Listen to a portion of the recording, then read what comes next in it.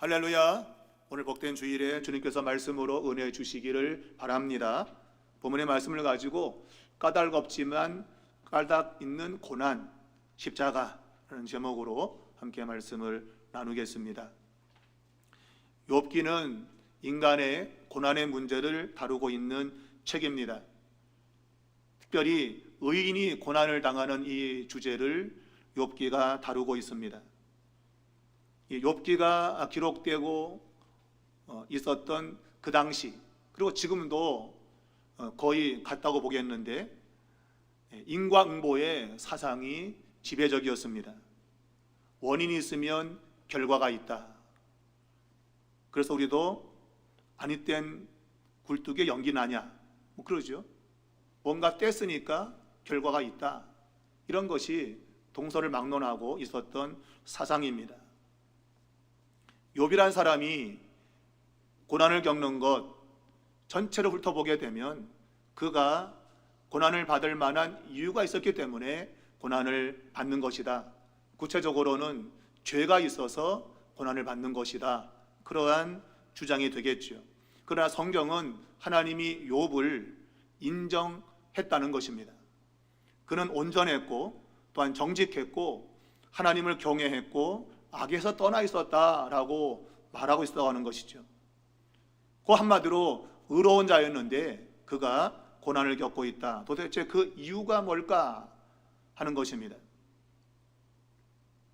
그 욥의 고난의 근원은 오늘 본문에 나오지만 사탄이라고 하는 존재가 하나님을 까닭없이 충동했기 때문입니다.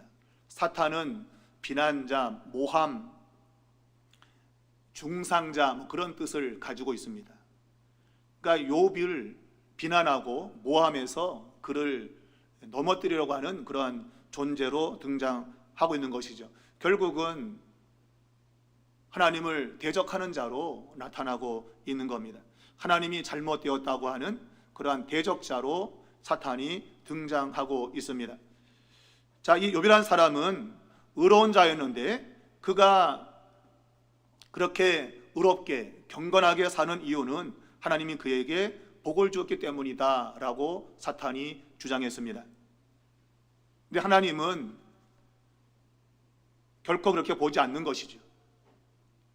물론 이제 의미적으로는 하나님 마음에도 인과응보의 어느 정도 일정 부분이 차지하고 있습니다.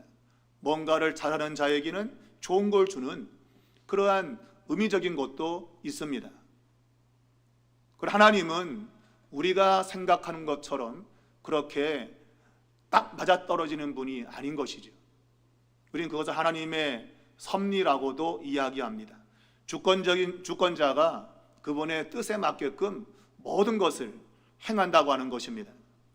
단순히 인과응보적으로 모든 것을 다루시는 분이 아니라 그것을 벗어나 있는 그러한 일도 얼마든지 하나님 편에 가능하다고 하는 거예요. 자, 이것을 부정하기 위해서 오늘 사단이 인과응보가 맞다라고 하는 것을 주장하기 위해서 욥이란 사람에게 시험을 부탁하게 됩니다. 첫 번째 시험은 그의 소유를 다 빼앗는 것입니다. 그가 누리고 있는 모든 소유, 부유함, 번영, 풍성 이런 것들을 다 빼앗는 것입니다. 거기에는 그가 낳은 10명의 자식도 포함되어 있었습니다. 자, 그가 소유했던 모든 것 그리고 자식까지 10명이 다 죽는 그러한 재앙, 그 시험이 욥에게 임했는데 그러한 상황에서도 그는 입으로 하나님을 욕하지 않았습니다. 도리 하나님을 찬송했다고 성경은 말하고 있습니다.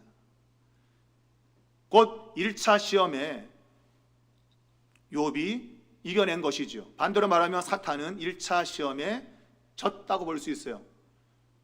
그리고 다시 2차전이 이제 이루어지게 되는데 그것이 이제 오늘 읽은 본문의 내용입니다. 자, 2차전이 생긴 이유는 1차전에서 욥이 이겼기 때문입니다. 만약 사탄이 이겼다면 2차전은 필요가 없을 거예요. 근데 욥이 이김으로 인해서 2차전이 성사가 되게 됩니다. 자, 2차전의 핵심은 이제 소유가 아니라 그가 가지고 있는 자신의 육체, 이 육체를 치면 반드시 하나님을 욕할 것이다 라고 하는 것이죠. 그런데 성경은 욥이 자신의 육체가 질병으로 고통을 당해서도 하나님을 욕하지 않았고 하나님의 주권을 인정하는 1차전과 똑같은 반응을 보였다고 하는 거예요. 곧 그는 그의 온전한 믿음을 지켜내었다고 하는 것입니다. 그것이 오늘 이 본문의 내용입니다. 이 본문의 내용에서 우리는 중요한 몇 가지를 생각해 볼 수 있겠습니다. 첫 번째는 하나님께서는 그의 백성이 믿음을 가지고 사는 것을 매우 자랑스럽게 생각하신다고 하는 것입니다. 오늘 이 성경 1절에 보게 되면 1장에서 나타났던 그 상황이 재현되고 있습니다. 하나님의 아들들이 하나님 앞에 섰습니다.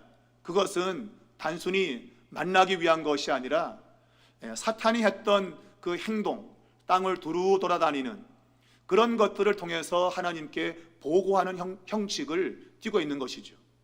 하나님이 전지하신 분이지만 그러나 하나님의 아들들의 보고를 통해서 뭔가를 알고 결정하는 그러한 뉘앙스를 가지고 있습니다.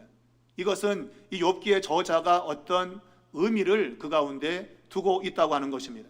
하나님이 모든 걸 다 알고 있다. 그러면 아무것도 할 말이 없는 거예요. 다 아시는 분한테 할 얘기가 뭐 있겠습니까? 근데 성경은 하나님의 아들들이 와서 뭔가를 보고하는 형식들이 나타나고 있고 그 가운데 사탄도 자기가 보고 온 것을 보고하는 이러한 자리에 서 있다고 하는 것입니다.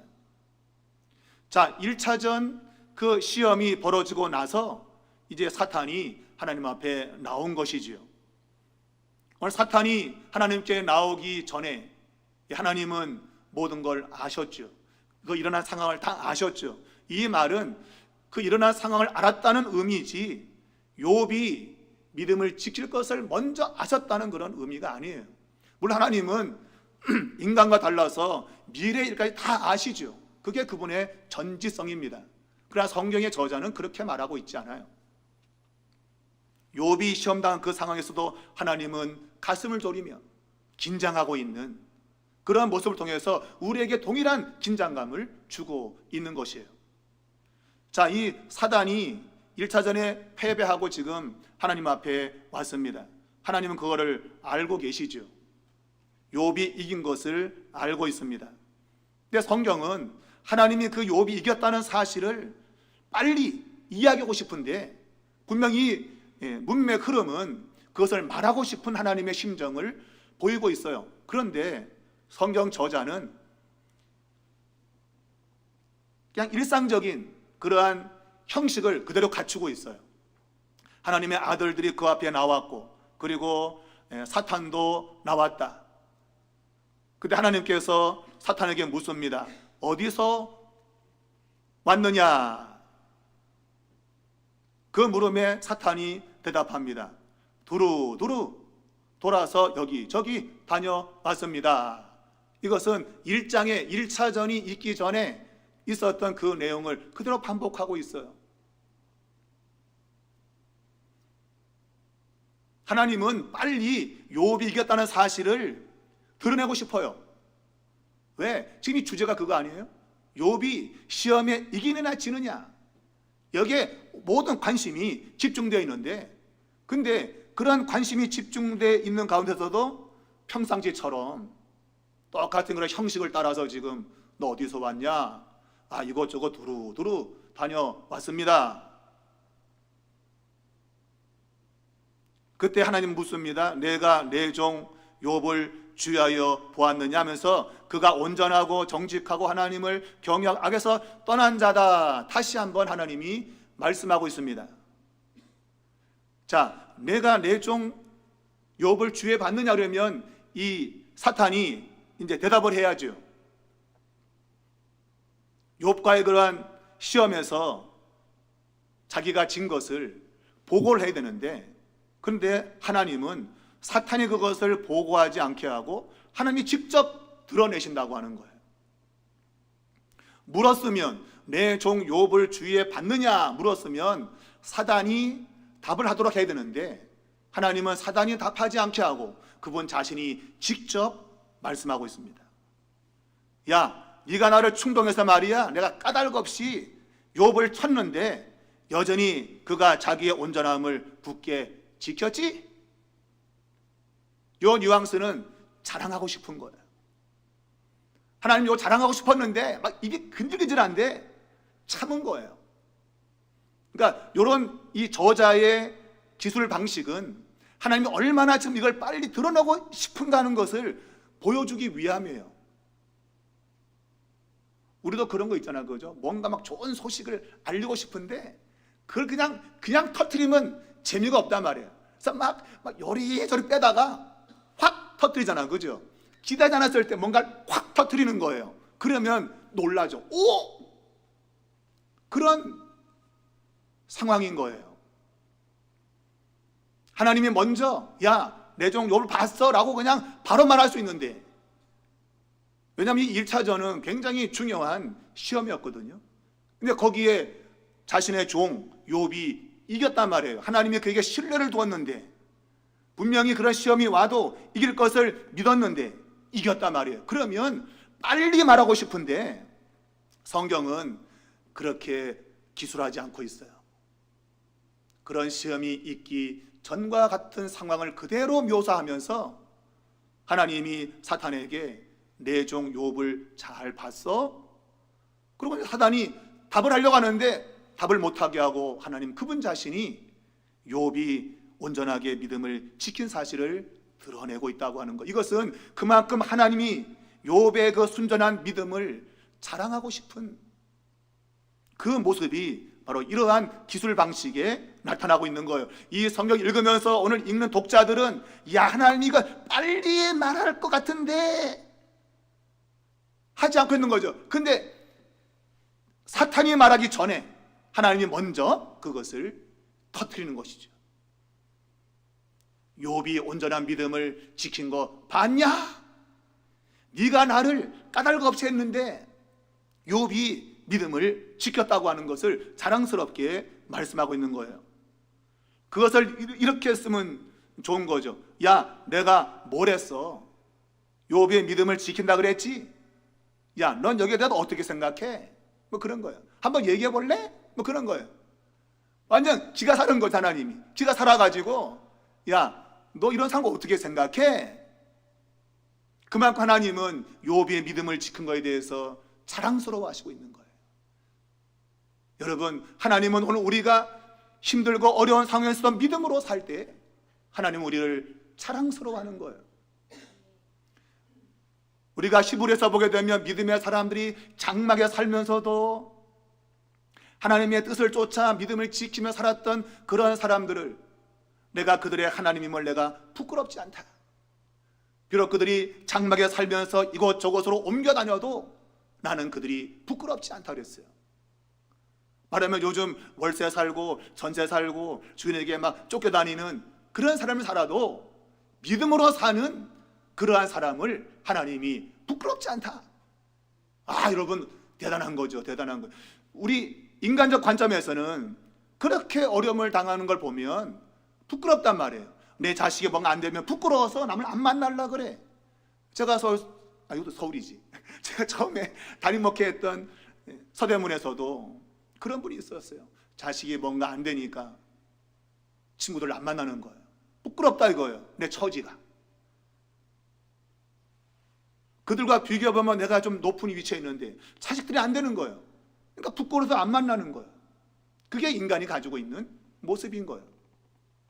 근데 하나님은 우리가 어떤 상황에서 고난과 역경의 그런 시간 속에 있다 할지라도 믿음으로 살아가는 그 모습을 보면 하나님은 자랑스러워 하신다. 부끄럽지 않는 거예요. 우리는 그들 부끄러워요. 그러면서 이게 뭐야, 믿음으로 살아도 왜 이래? 그러고 막 한숨 짓고 그래. 하나님은 그걸 자랑스러워하고 있는 거예요. 사탄이 말하기 전에 먼저 하나님이 그것을 말씀하신다고 하는 것. 하나님이 자랑스러워하고 있는 거예요. 여러분, 이것이 오늘 우리들의 모습이 되기를 소원합니다. 어떤 상황에서 믿음으로 살아야 돼요. 하나님을 의지하고 하나님을 신뢰하고 살아야 돼요. 그럼 하나님이 그것을 자랑스러워 하시는 거예요. 자랑스러워 하신다. 맞아요. 성경은 믿음이 없이 하나님을 기쁘시게 할 수 없다 그랬어요. 하나님이 자랑스러워하는 것은 그분이 기쁘기 때문이에요. 욥의 그런 반응을 굉장히 기뻐하신 거예요. 말했지만 그냥 단순하게 하나님은 다 아셔, 욥의 믿음을 지켜 알았어, 이러면 성경 읽는 재미가 없는 거예요. 무슨 말이야 거기다 대고. 그런데 하나님도 가슴을 졸이고 있는 거죠. 과연 욥이 믿음을 지킬까? 믿음으로 반응할까? 가슴을 졸이고 있는데 믿음으로 반응했던 거예요. 하나님이 막 쾌재를 부른 거죠. 거 봐라! 사탄 앞에서 쾌재를 부르고 있는 하나님의 모습을 오늘 이 성경에 나타내고 있는 거예요. 여러분, 믿음의 눈을 떠서 그런 하나님을 바라볼 수 있기를 바랍니다. 진정한 부모는 자식이 뭐가 잘 되고 안 되고에 따라서 반응하는 부모가 아닙니다. 자식이기 때문에 그저 좋은 겁니다. 그간의 자식이기 때문에 때로는 안타까운 마음이 있지만 그걸 부끄러워하지 않습니다. 왜? 자식이기 때문에 그렇습니다. 하나님은 그의 백성들이 이 땅 사는 동안에 그래도 하나님을 의지하고 담대히 살 때 하나님은 기뻐하시는 것이죠. 반대로 만일 우리가 믿음으로 살지 않는다면 하나님은 슬퍼하실 거예요. 성경 에베소서 4장 30절은 하나님의 성령을 근심되게 하지 말라고 했어요. 하나님의 성령이 근심하는 거, 어떤 경우에 근심할까? 그 문맥을 보게 되면 그 앞에 27절에 이렇게 말하고 있어요. 마귀에게 틈을 주지 마라. 마귀에게 틈을 주지 마라. 마귀가 틈을 주는 그 순간에 그 마귀의 유혹에 넘어지고 결국은 하나님을 근심되게 하는 그런 일이 생긴다고 하는 거예요. 어찌 보면 오늘 이 사단이 욥을 시험하는 바로 그런 것과 맞닿아 있다고 생각이 됩니다.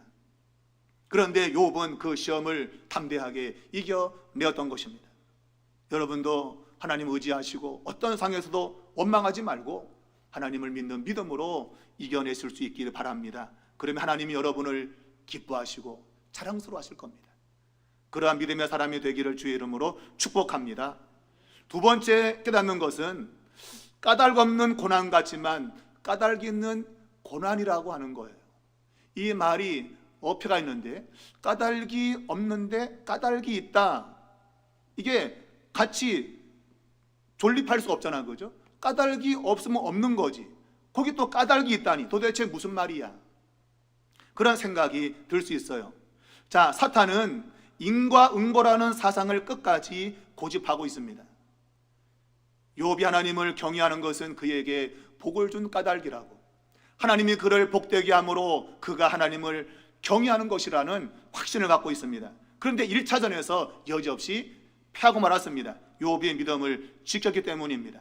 곧 사탄이 주장하고 있는 인과응보의 사상이 깨진 겁니다. 자, 욥의 고난은 사실 까닭 없는 것 같아요. 성경에도 까닭 없이 너가 욥에게 고난을 주었다고 말하고 있어요.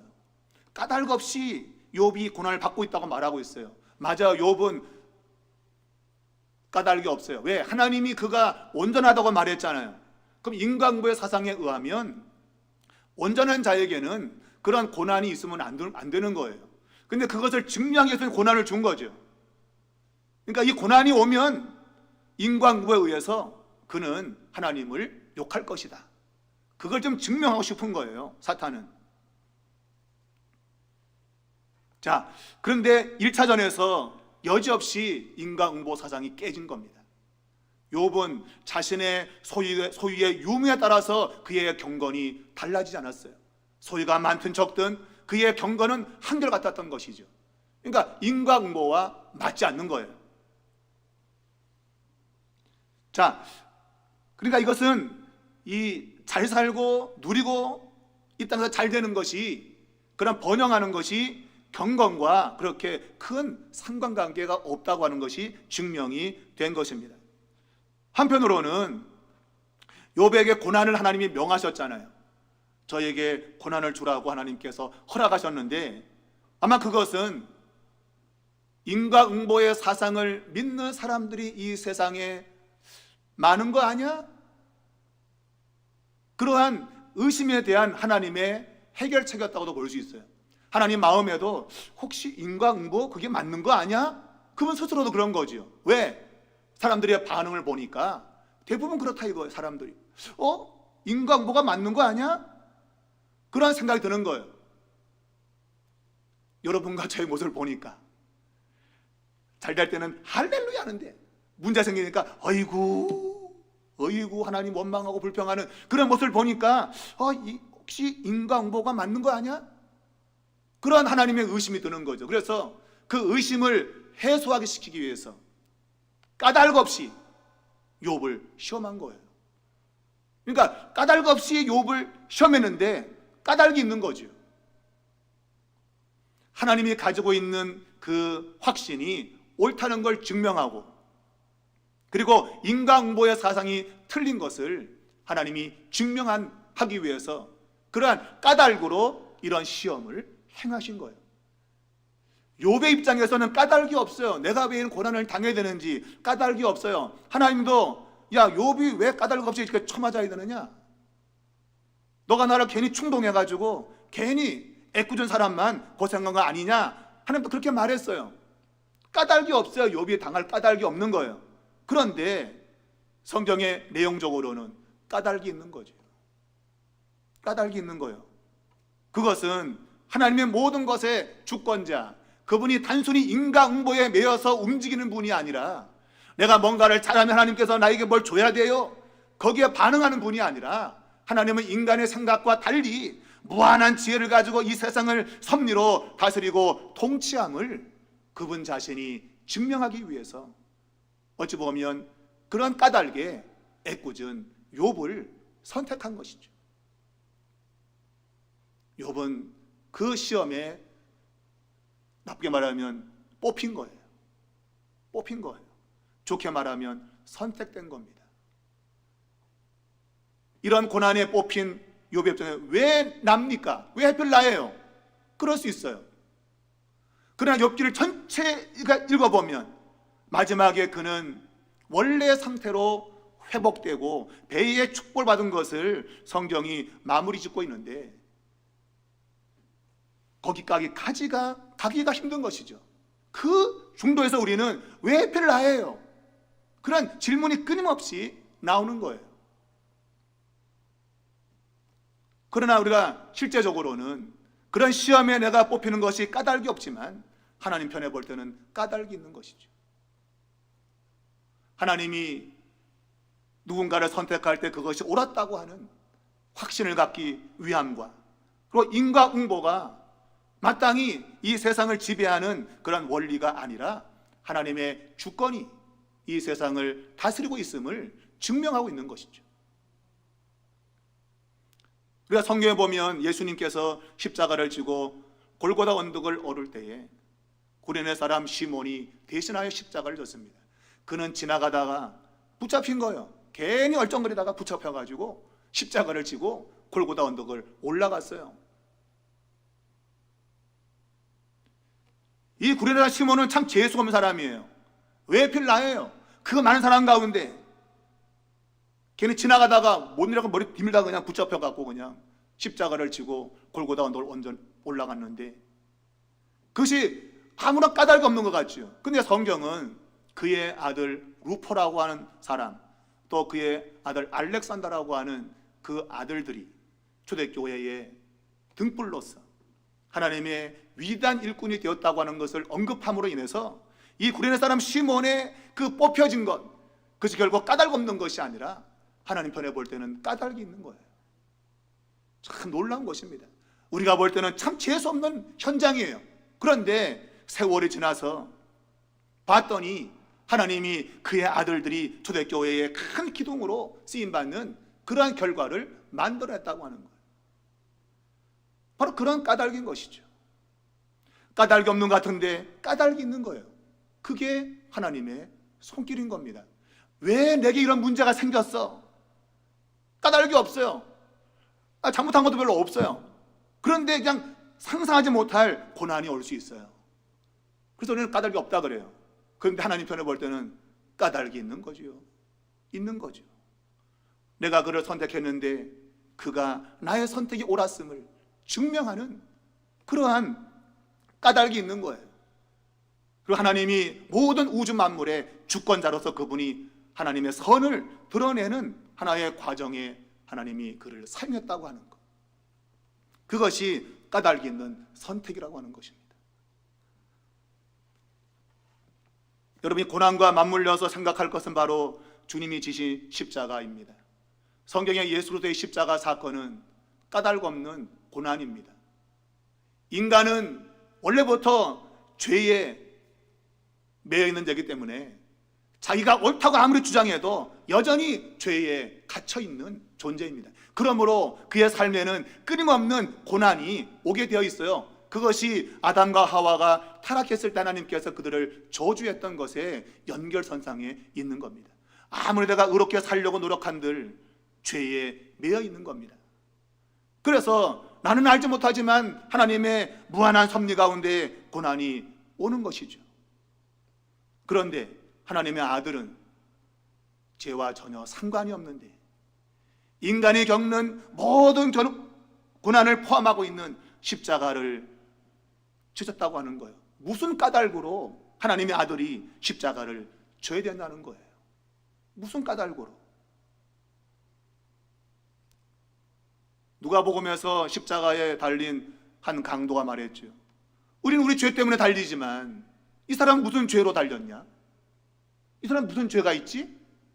너와 나는 마땅히 이런 형벌을 받아야 돼. 근데 이 사람은 무슨 죄지? 죄가 없이 달렸다는 거예요. 예수님이 까닭 없이 달렸다는 거예요. 그런데 성경은 까닭 없는 고난이 아닌 거죠. 까닭 있는 고난이에요. 그럼 무슨 까닭이에요? 성경은 딱 한마디로 말해요. 하나님이 이 세상을 이처럼 사랑하사 독생자를 주셨다. 하나님의 사랑이 까닭인 거예요. 하나님이 사랑이 없었다면 하나님의 아들이 십자가를 지실 이유가 없어요. 근데 하나님이 사랑이기 때문에 까닭 없이 십자가를 지셨는데 그게 까닭인 거예요. 까닭이 없이 하나님의 아들이 십자가에 져야 되는 것은 바로 까닭이 있는 사랑 때문이었어요. 오늘 그 사랑이 우리에게 나타난 바가 되었다고 사도 요한이 힘주어 말하고 있습니다. 야, 까닭 없는, 왜 나 같은 죄인을 위해서 죄 없는 하나님의 아들이 죽어야 될까? 까닭을 모르겠다. 근데 하나님은 까닭이 있어. 내가 너를 사랑하기 때문이야. 사랑하기 때문이라고 말하고 있어요. 그 까닭인 거예요. 그것 때문에 오늘 여러분과 저는 이 자리에 있는 겁니다. 찬송하는 대로 왜 나를 사랑해 주는지 알 수 없어요. 우리를 돌아보면 허물 많고 정말 죄 가운데 뒹구는 그런 자들인데 왜 이런 사람을 위해서 하나님의 아들이 까닭 없이 십자가에 죽어야 됐는가? 바로 그것은 하나님의 사랑 때문이었다 그래요. 그 사랑이 교회 안에 존재하는 겁니다. 그게 복음입니다. 근데 점차 이 사랑은 온데간데 없고 여전히 인과응보로만 나타나고 있어요. 교회가. 그래서 헌금 많이 내면 복 받는다, 자꾸 이런 것들만 하는 거예요. 그래서 막 잘난 사람들만 비추고 있고, 와, 지금 여전히 인과응보로 가고 있는 거예요. 잘해라 그러면 복 준다, 이런 걸로 가고 있는 거예요. 하나님은 그게 아닌데, 하나님은 그분의 사랑에 의해서 모두를 대하시는데 우리는 여전히 인과응보로 하나님을 대하려고 그래요. 여러분, 교회는 바로 이 십자가 까닭에 존재하는 겁니다. 그걸 아셔야 돼요. 여러분이 잘나서 이 자리에 있는 게 아니에요. 오직 하나님의 사랑에 매인 거예요. 사랑에 매여서 우리는 이 자리에 있다는 사실을 잊으면 안 돼요. 잊으면 이게 큰일 나는 거예요. 큰일. 오늘 이 욥의 이런 행동 속에 나타난 그 이면에 하나님의 십자가가 있는 거예요. 까닭이 없는 것 같은데 하나님의 까닭이 존재하고 있는 것이죠. 그것이 깨달아지는 우리 모두가 될 수 있기를 주의 이름으로 축원합니다. 마지막 세 번째는 하나님은 고난을 위로하시는 하나님이시라고 나타내고 있습니다. 욥이 고난 중에도 믿음을 지켰다고 하는 것, 이것은 인과응보의 사상을 깨트린 것입니다. 자, 욥과 함께 사는 그의 아내가 등장하는데 욥의 아내가 욥에게 말합니다. 하나님을 욕하고 죽어라. 욕하고 죽어라. 살아서 뭐하니? 이게 사는 거야? 욕하고 죽으래요. 욥의 아내 입장에서 보면 맞는 얘기죠. 그녀 역시도 인과응보의 사상에 물들어 있는 여인이에요. 그는 지금 욥이 고난당하는 굉장히 화가 난 거예요. 아니 절대 이래서는 안 되는데 우리 가정이 왜 그래요? 죽은 10명의 자식이 그 죽음이 뭐가 되는 거예요? 악인에게 벌을 준 하나님의 형벌이 되는 거예요. 졸지에 자기 아들들이 악인의 자리에 가버린 거예요. 화가 난 거죠. 이게 뭐야? 내가 애들 믿음으로 키웠는데 하나님이 우리 아이들을 죄인 취급하시네? 화가 난 거예요. 화딱지가 난 거예요. 그리고 지금 그의 남편이 지금 모든 걸 다 잃어버렸잖아요. 당시의 여자는 남편에 의존되어 있습니다. 남편이 모든 걸 다 잃어버렸다는 얘기는 자기도 다 잃어버렸다는 거예요. 근데 남편 하는 소리가 나는 믿음이 온전해 이러고 있는 거죠. 아주 얄미워 죽겠는 거예요. 나 그래도 믿음으로 살아. 얘라 이씨 화딱지 나고 그냥 하나님 욕하고 죽어라고 말하고 있어요. 여러분 이 말은 사탄이 주는 말이죠. 왜냐하면 사탄이 목적이 뭐예요? 욥이 하나님을 욕하고 죽는 거예요. 하나님 욕하는 거예요. 그걸 지금 대신해서 욥의 아내가 가장 가까이 있는 욥의 아내가 지금 그걸 요구하고 있는 거죠. 욕하고 죽어라. 사탄이 지금 유혹하고 있는 것이죠. 가장 가까이 있는 자기 아내를 통해서 역사하고 있는 것이죠. 아마 욥의 마음은 한없이 슬펐을 거예요. 오늘 성경에 이 말에 보면 가죽으로 가죽을 바꾼다. 그리고 모든 소유물을 가지고 자기의 생명을 바꾼다고 사탄이 하나님께 말하는 대목이 나와요. 가죽으로 가죽을 바꾼다. 모든 소유물로 자기의 생명을 바꾼다. 이 말은 지금 욥이 살아있는 것은 자식들 다 죽어도 좋으니까 제 생명 사는 걸로 쟤는 지금 만족할 거예요, 이런 얘기예요. 그러니까 생명을 치면 쟤도 어쩔 수 없는 인간이어서 하나님 욕할 거예요. 굉장히 욥을 아주 나쁜 사람으로 몰고 있는 것이죠.